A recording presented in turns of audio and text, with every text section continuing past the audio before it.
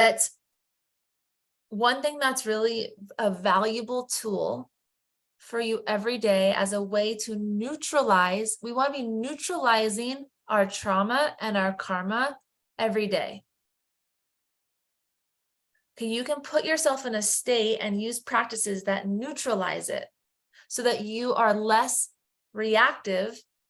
Your body of pain is less triggered in the day. And that is by cultivating your voice and your voice in connection to your gut. Okay. So Nam, music, mantra, Nam means the word. It's an Indian word, a Sanskrit word for the word, the sacred word.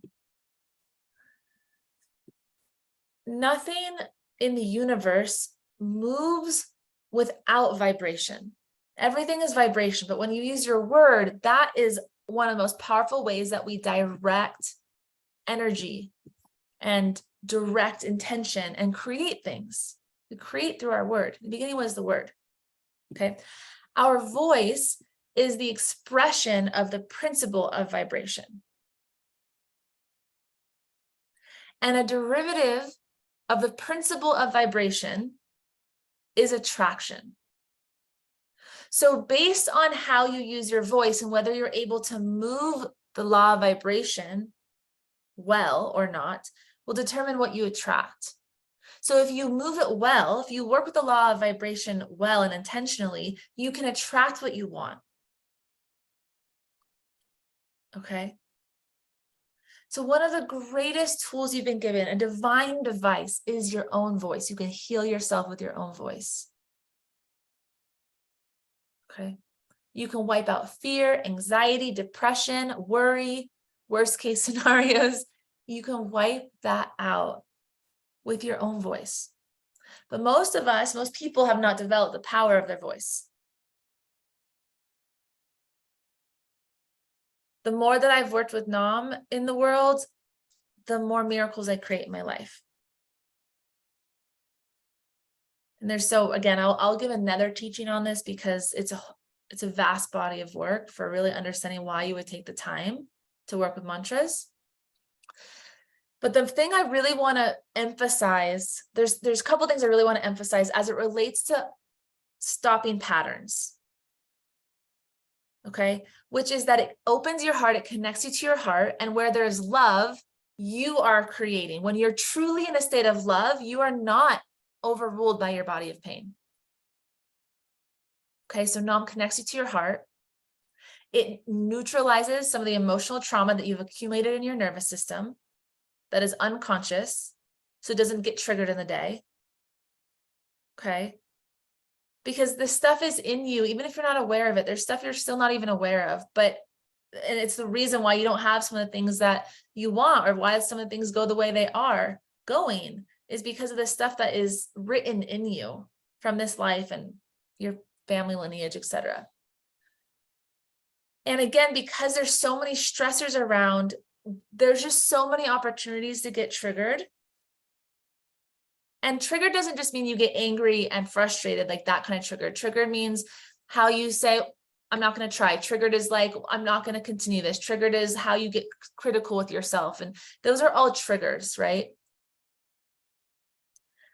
And so the thing is that in a day, if you haven't taken some time to deal with your emotional trauma, your emotions, your nervous system, then your emotions based in your body of pain will be what direct you in the day, which will mean that they'll direct you in the wrong direction, creating more trauma and challenges.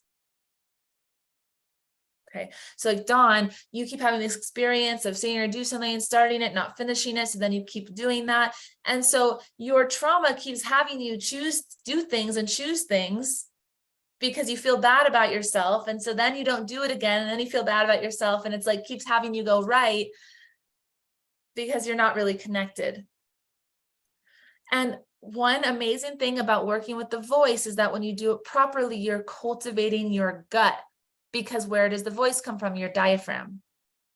You want to be able to work on your diaphragm, your gut, and your intuition by cultivating your voice so that you can actually receive the signal from your gut, from this brain that says go left, and you can hear it and listen. Your brain can actually perceive to go in the right direction rather than the emotions telling you go right, when really the intuition, the direction of what's really for you is to the left.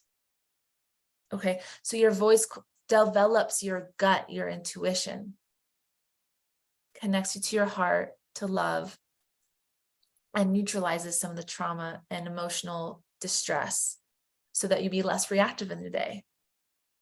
Yes, powerful, right? And when you develop your diaphragm by working with your voice, you're removing blockages. So not only are you neutralizing, but it starts to clear and rewrite, like clear the stuff out of your system that's stored in your nervous system. And as your gut gets stronger, the trauma stops interfering with the brain so that they can come into coherence, and you can really start to hear which way to go to get to the destination, which decision to make, what to say yes to, what to say no to, when to leave, when to stay, right? Now, there's other elements of intuition, but this is an important one. The other main piece is connecting to your higher self and your divine self. Okay, so there's an actual cultivation of this system, but the thing about Nam is that you're actually speaking divine vibration. So it's not just voice, as in like, let me go learn to sing voice. It's cultivating these actual instruments, but in a divine way. Okay, so the mantra that I'm going to encourage you all to do as a practice is Ekankar, 2 versions of Ekankar. Ekankar Sat Nam Sri Waheguru and Ekankar Sat Guru Prasad, Sat Guru Prasad, as a way to start to overcome your patterns. So one of the most powerful ways to break old habits and patterns is to have a consistent practice of mantra, meditation, every day. A Sangha or a sadhana. Sangha's community. Sadhana is your personal practice.